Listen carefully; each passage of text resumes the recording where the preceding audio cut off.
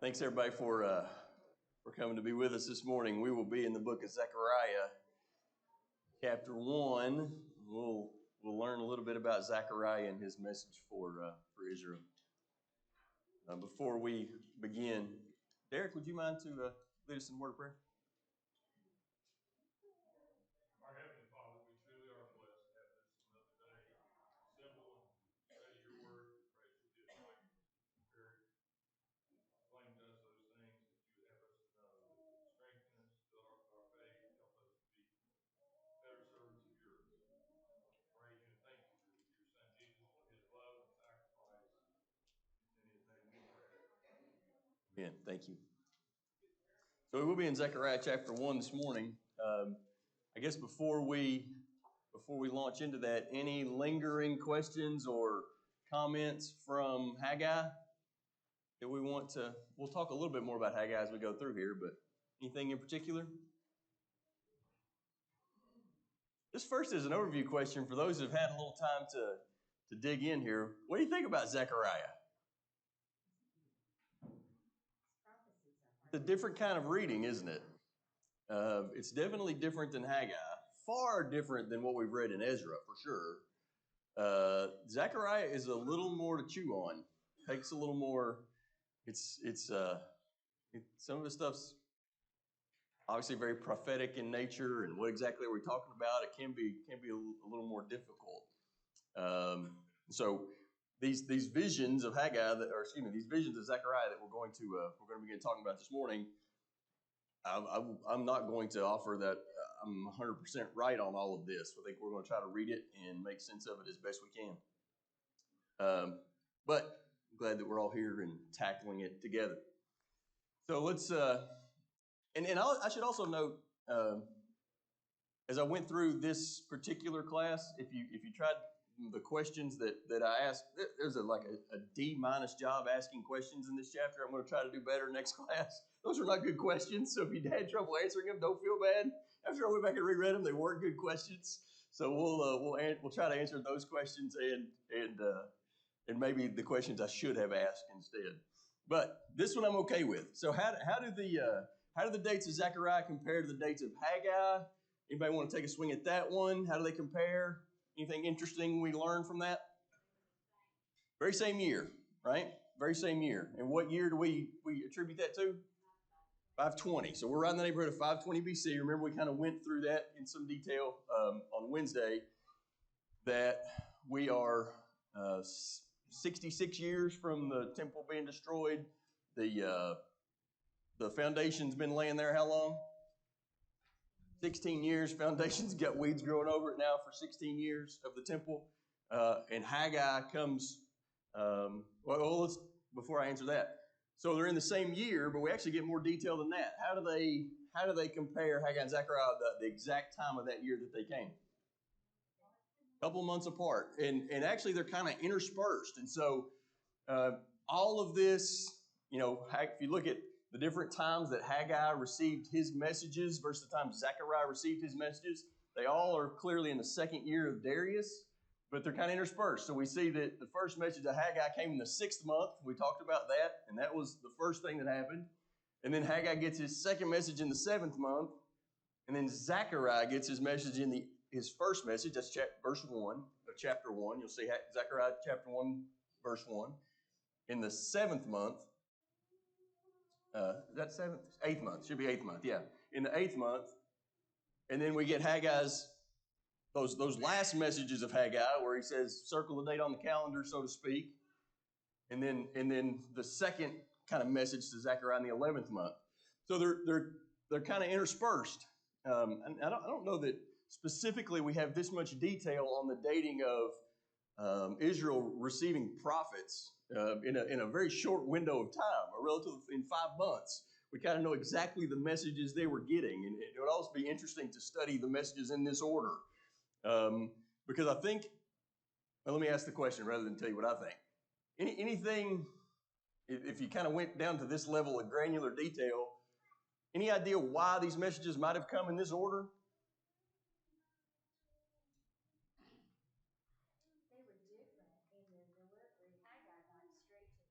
Yes.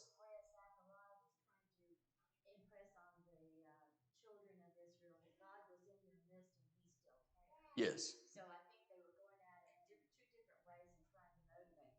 But Miss Carroll says Haggai was very direct. He was a blunt instrument. God was very direct to the people. We got to get going here. We got to get moving. And so his first and second messages we see were very, very clear to that point. In the first message of Zechariah, in the first 4 or 5 verses of Zechariah, what's that message? Not to forget what your ancestors had done. They turned against God and God put them in captivity. Yes. So don't repeat. So if you look at the first few verses of Zechariah, it is definitely kind of a repentance theme in those few verses. So Haggai comes and says, get to work. Haggai comes again, and remember that second message of Haggai, God is still with you. And then Zechariah comes and says, repent. And so we kind of, those first, you look at that month 6, 7, 8, was very much a turn, repent, get to work. Those messages were pretty similar. What do we know happened? What do we know happened between like month 6 and month 9 as far as the work on the temple? Got restarted, right? That the work they re-ginned up the work. And so the messages, the 9th month message of Haggai and the rest of these messages from Zechariah are a very different tone. It's a tone to a people who are now working. And so I think we'll see that. So the first, what does this have to do with Zechariah? The first, 6 verses of Zechariah are very repentance driven. We got to turn. Remember what happened to your ancestors. We got to get our act together here. But by the time we get down to the second message, which actually begins in verse 7 of the first chapter, these people have begun to get back to work, and the message is a little bit different. And I don't think that's by accident. Anyway, we get just a significant amount of detail about when these messages to the children of Israel actually came. I just think that's very, very interesting. I don't know that we've got this much kind of granular detail of the order of prophecy specifically anywhere else. So that's where we are, all in 520 BC, all with this temple building project getting energized again after it sat desolate for many years. Any other comments on that? Any questions about the timeline or where we are here? Okay, so let's dig into some of these visions. In Zechariah chapter 1 and verse 7, we're told that on the 24th day of the 11th month, which I would add, since Dad talked about his birthday last month, which would be my birthday, 24th day of the 11th month. But that's on the Jewish calendar, right? So it's not exactly the same. But on the 24th day of the 11th month, Zechariah is given a series of visions. There's 8 of them in all, and it will cover the next several chapters, but apparently these all happened in one night. So in one night, all of these visions come one right after the other to Zechariah. And I think you'll see that there is a common theme for sure, but they all have a little bit of a difference in them. So verse 7 through 17 of chapter 1, the heading in my Bible says a vision of horsemen. And if I had to write the question over, you'll see it's different on the board than it is in your book. What is the message? It should have been, I think, of the horsemen was what I was trying to get after. So if the answer was difficult there, it's partly because the question was written not very straightforward. Also, I think the language is a little bit difficult. Who's talking and who's the horseman and who's the angel? And it gets a little muddled, I think. But let's go through this prophecy just in a little bit of detail. We know that we're at night in verse 8, and Zechariah sees what first? A man riding on a red horse in the midst of the myrtle trees. What do I know about myrtle trees? Absolutely nothing. Apparently they're pretty common in that environment. And there's other horses. I'm going to make the assumption, I think a lot of commentators will, that these other horses also had other riders. These aren't just stray horses. So there seems to be a man on a red horse, the key figure here, but there's many other horses and riders alongside. And what have they been doing, these horsemen? patrolling to and fro across the earth. And they bring a specific message. If I'm reading this correctly, these horsemen, these ones that have been patrolling the earth, they bring a specific message. And what is that message that they bring back? Almost like they're bringing this back to the angel of the Lord. Situation on earth. Yes. And what is that situation? Well, verse 11 mentions peaceful and quiet, but now later on it talks about, on the verse here, verse 15. I want to ask you about that. Yes. That's referring to the same thing because there God is angry at the nations, right? So verse 11, and this is what I was trying to get at in the question and probably did a poor job. But verse 11, the horsemen come back with this answer. At least in my version, the language says, all the earth remains at rest, or the earth is still and is at rest. That's the message. These horsemen have been out all over the earth, and they say everything's calmed down. Everything is still. And so that leads to what I think is an important question: is that good news? Yes. Yes. So this message, which we would kind of consider good news, right? We would consider the earth at rest. It's a good thing. Peace on earth, goodwill toward men. Peace on earth, we're all about that. We want peace and calm. But to these exiles, this message of everything is at rest probably wasn't good news. What were they looking for? What did they want? They wanted Jerusalem to get out of being oppressed by the Persians. Yes.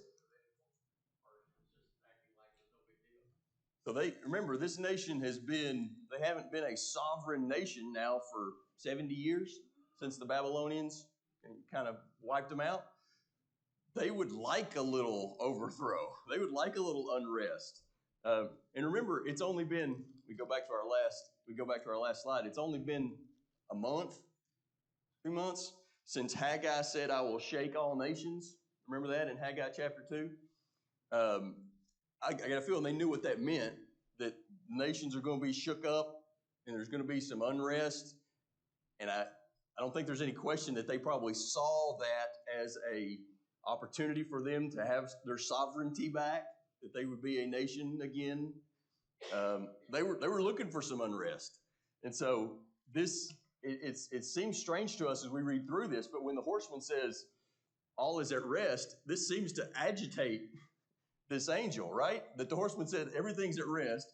And the angel said, how long will you have no mercy on Jerusalem? That's the response in verse 12. And so, again, just think it's important to understand that this answer, I've been all over the earth and everything's at rest, was not good news as far as the exiles were concerned. They were looking for these nations that had conquered them and were over them to be overthrown.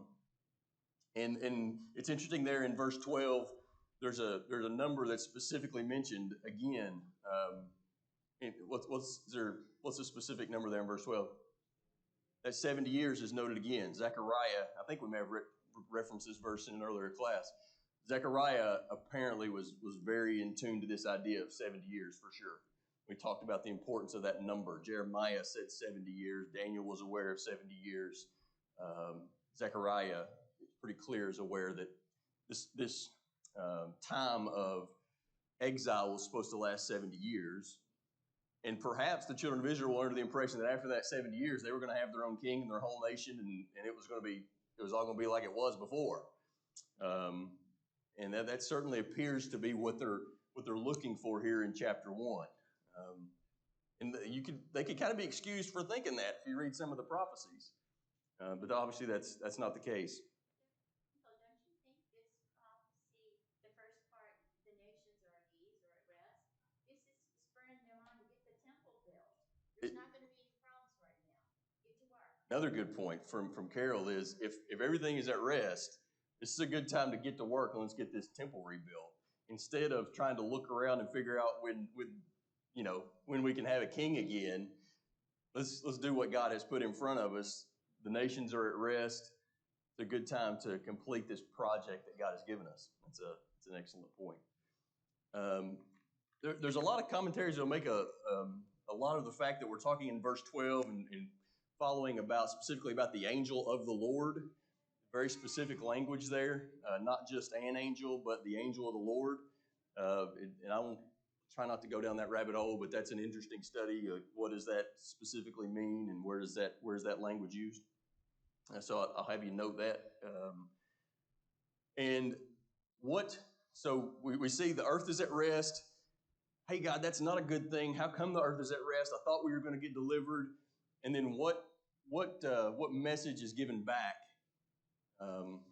after the angel says, how long we have no mercy? And we're not told exactly what the message is. It just says in verse 13, there are gracious and comforting words. That's very interesting. Gracious and comforting words to the angel. And then we kind of get the future looking part of the prophecy. So we see what's happening in the world as it stands. One more thing before we get to the future. At this point in human history, if you happen to do any secular kind of human history research, second year of King Darius, he had the first 2 years of his reign were a lot of turmoil, a lot of unrest. There were a lot of people he had to secure his power on the throne. Anytime that there's a change in rulers, there's a lot of unrest. And he was fighting battles in different parts of his empire to try to secure his control of the throne. There was a lot of unrest. By the time you get to the middle of his second year, he had kind of defeated all of those enemies. There literally is, this is not just, this is true to the human history as we know it.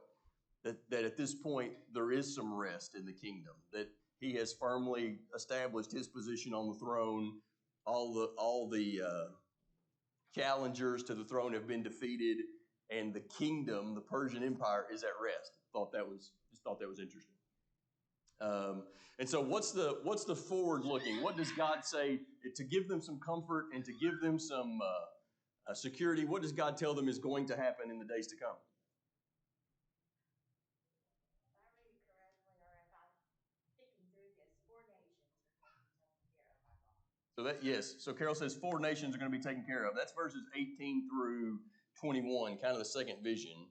We can get into what those nations are. I think most typically commentators will tell you that they're probably Assyria, Babylon, Persia, Greece. That all of those nations would take control of the area at some point, but eventually God was going to wipe them all out one after the other in His own time. That is possible. I think I'm more peace or more encouragement to the people is probably in verse 15 through 17. And again, you're in exile in Jerusalem. How do you read those verses?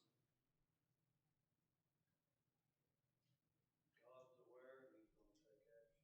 God knows. God cares. Well said. God knows. He knows that these nations aren't godly, and He cares. And in verse 16, Jerusalem, and that's, I think, both physical and spiritual, Jerusalem is where I have returned. And I will have a house here. I think that should be comforting to the people. And it also should spur them to action as they continue to rebuild. I am jealous for Jerusalem and Zion, verse 15, just reaffirming His love to the people. Any other thoughts on the first prophecy? God, why is the earth at rest? Hey, the time's not come yet, but I know what's going on and I care about you. You had to really, really summarize it. Any other thoughts or comments there? I thought it was interesting, the phrase at the end of verse 15. Yes, phrase at the end of verse 15, Roger wants to draw attention to. Which one? The American Family, speaking of those nations within the Lord's name, Yes. they further the disaster. Yes.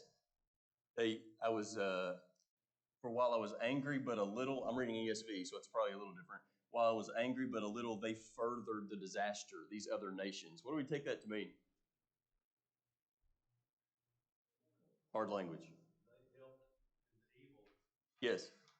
I almost take it to mean God used them for a purpose, and they even overstepped their evil was, they overstepped their bounds a little bit. I don't know if that's the right way to put it, but they um, obviously they were used for God's purposes, but that doesn't mean that they were guiltless for sure. But yeah, I was angry but a little, but they furthered the disaster. And then you read on, as Carol said, all those 4 nations would be taken down. John, did you have something? I just was going to say that I think that the focus on the spiritual Israel here, which is what our minds go to, I think that Zechariah is beginning to kind of spread that net a little bit bigger than physical Israel. Yes. Especially in chapter 2, when he's really describing not a physical temple, but a much more widespread plan for the spiritual Jerusalem, spiritual Israel. So I think as he begins to become messianic in his prophecies, he's spreading the net beyond physical Israel. Well said. Well summarized. That Zechariah, we see glimpses of this in Haggai, but Zechariah far more is trying to move the people's eyes away from just the physical temple to a more spiritual Israel. Now, his success in that, hard to say how much success he had doing that, but you definitely see the efforts of God through Zechariah in trying to do that.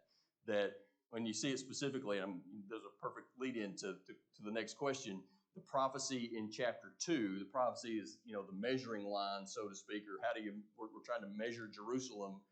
And so the question is, it's the vision of a man who's measuring Jerusalem. I'm coming to find its width and its length and its breadth. Is that a prophecy that is to be fulfilled in a short time, or is it a prophecy that's to be fulfilled in a distant time? Make any thoughts on that?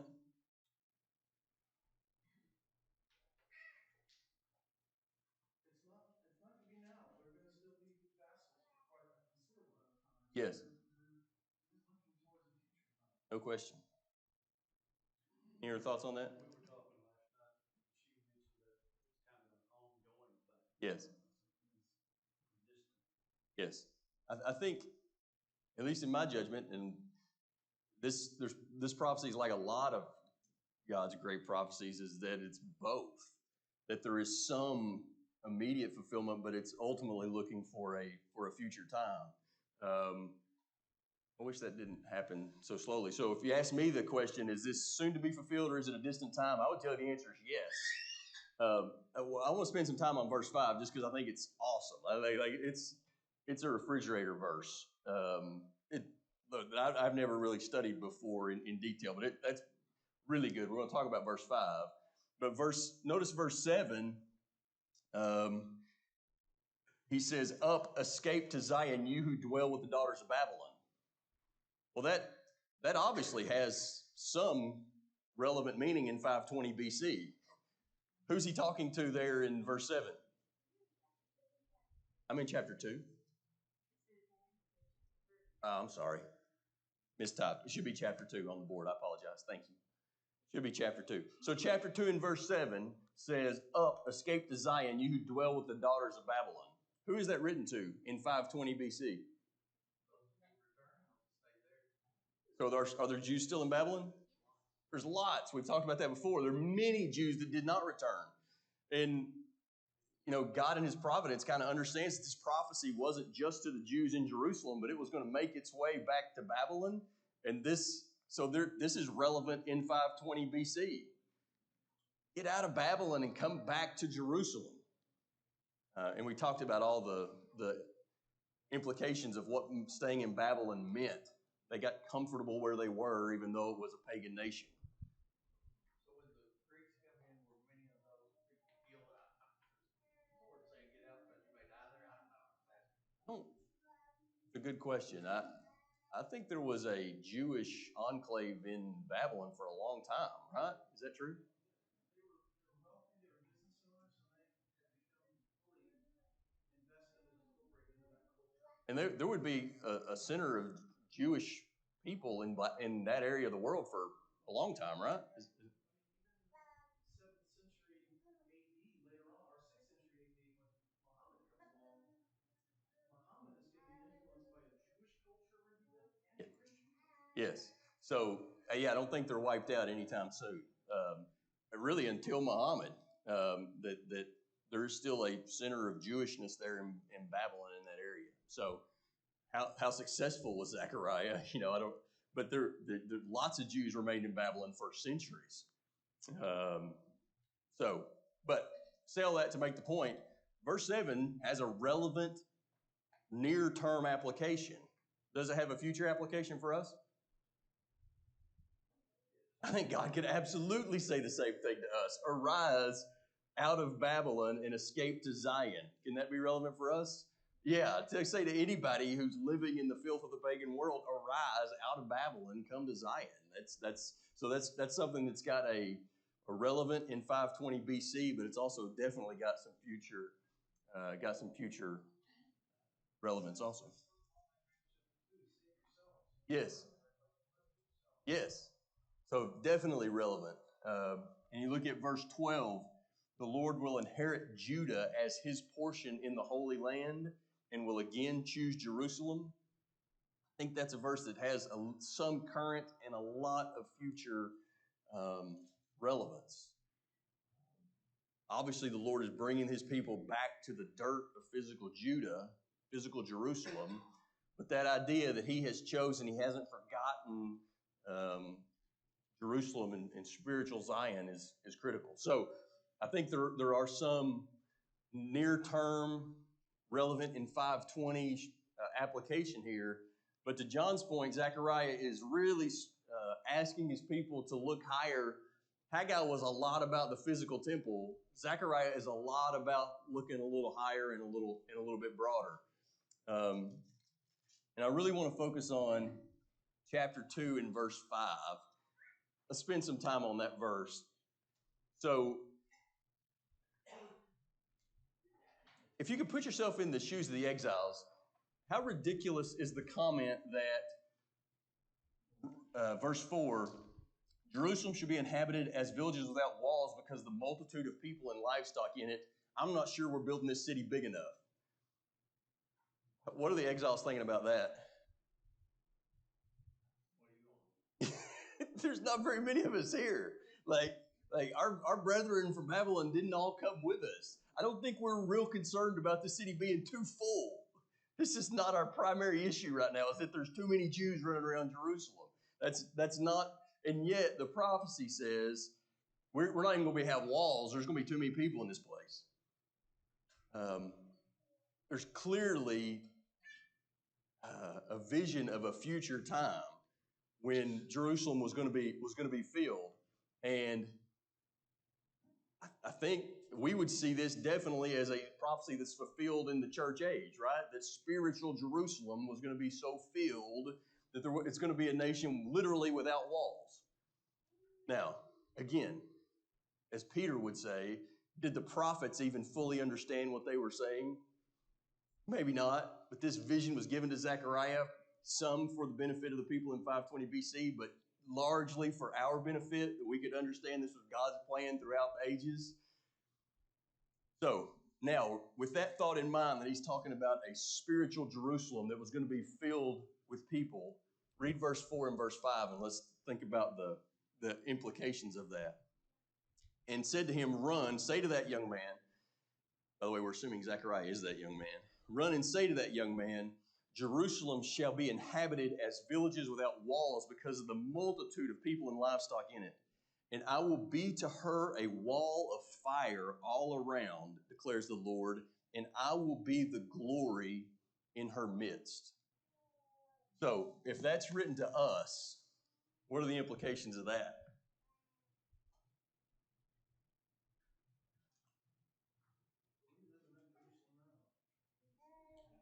We live in that Jerusalem now.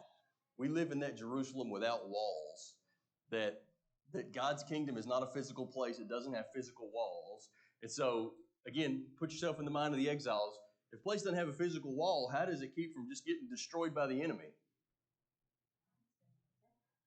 has a protection that's not physical or visible. It has a non-physical protection. Okay, we are the kingdom of God. We are the spiritual Jerusalem. We got all these people in it. Who's the enemy that's outside the walls? Satan in the world all the time. What do we have? Are we just defenseless against that? God is a wall of fire about us. How does God protect his people from the enemy that is always out there? We got his word, and we got brothers and sisters, and we got elders, and we got God has built this spiritual firewall around us to keep the world from infiltrating and from corrupting Christians. I just think that is a glorious idea. And then at the end of verse 5, what does he add? I will be the glory in their midst. Is the glory Christ? It's a question from Ms. Carol. Thoughts on that? That's kind of, I think, yes, but it has some autonomy concept of that. Separate Christ and the Word. Okay. Christ is not physically, literally here, but he is here. His presence is here. It exists. We're talking about, to me, Michael, knowledge of God's will. That's what the gospel is. I mean, we have to have that knowledge. Yes. That wisdom. We have to understand it and know how to apply it, exemplify it in our life. So the power, this is it.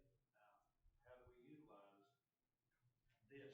It's interesting, and Roger says, so if we're talking about and remember, he's John chapter 1, he's the Word, right? The Word became flesh. If the Word is what we're talking about, how is the Word talked about in verse 5? It is the glory in our midst. And so I think there's a lot of applications there. I think that's an excellent one. Yes. Word of God, yes. I look at it as Jesus is our glory and that he is our high priest and our mediator. So You're looking at all of them. Yes. You look at God, Christ is also. There's so many different facets of God in our midst, right? His word, his son, his presence. I think all of those are very relevant. I also think that it's relevant if we're glorying in anything else, we're probably not spiritual Jerusalem. He's going to be the glory in our midst. Not anything that we have accomplished or we have done but he's the glory in our midst. So, you, O Lord, are a shield about me. You're my glory. You're the lifter of. I think that all fits. That you're the wall of fire about us. In your protection, the enemy can't get to us, and you're the glory in our midst. Anyway, I just think verse 5 is a incredibly encouraging passage. It's interesting, it references Israel here as a her, just like the groom and the bride. Yes. That's what I thought of was the church being the bride, and of course Christ being the groom in the midst of her. Yeah, excellent thought. Very good. Thank you. So we have this message that the exiles would have understood in chapter 2. They understood that God was coming back to Jerusalem. He hadn't forgot his people. That they needed to escape from Babylon and get back to Jerusalem. That all had relevant implications to them. But the spiritual implications of Zechariah chapter 2 are way beyond 520 BC in Jerusalem. That is very relevant for us, should be encouraging to us.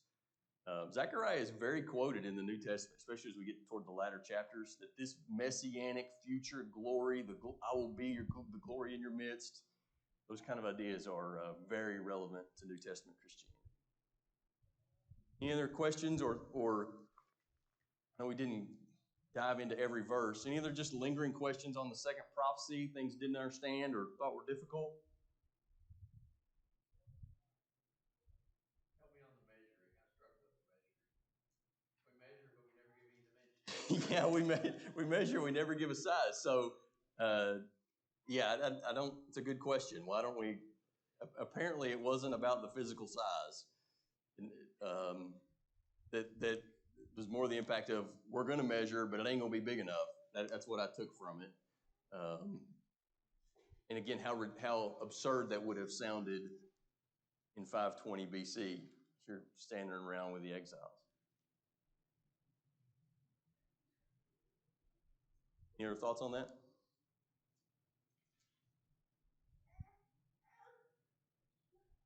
Any other lingering chapter 2 concerns or comments?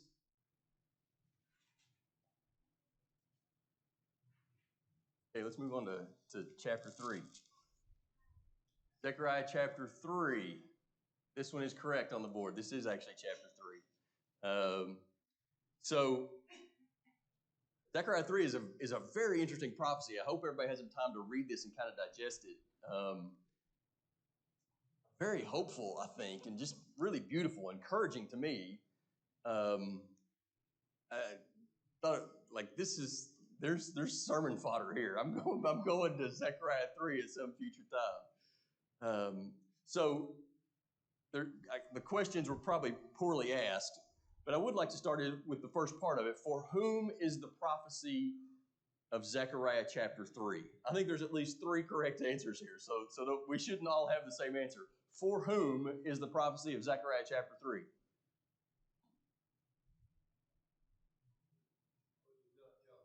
So the immediate context is it's for Joshua or Jeshua.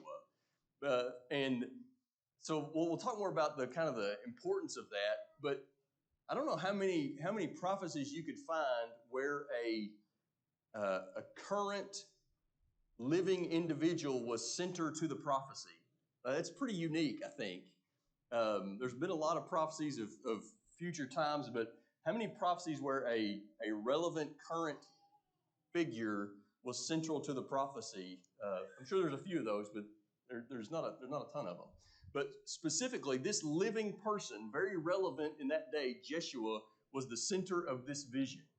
And so, in some ways, this was going to be very important to him personally, right? Like, he was going to know this prophecy. Can you imagine if God sent a prophecy to a prophet and you were the central figure? It's going to mean more to you probably than it does to anybody else. Jeshua was going to take this to heart for certain. Who was Jeshua, by the way? The high priest. So remember, all the passages we read in Ezra and Haggai, Zerubbabel and Joshua, they were always kind of mentioned together. They were the ringleaders of this rebuilding campaign. But Jeshua specifically is mentioned here. So what other answers could we possibly give to that question? Who else is this prophecy written to? Well, I think maybe he represented the idea of a remnant that was. Yes.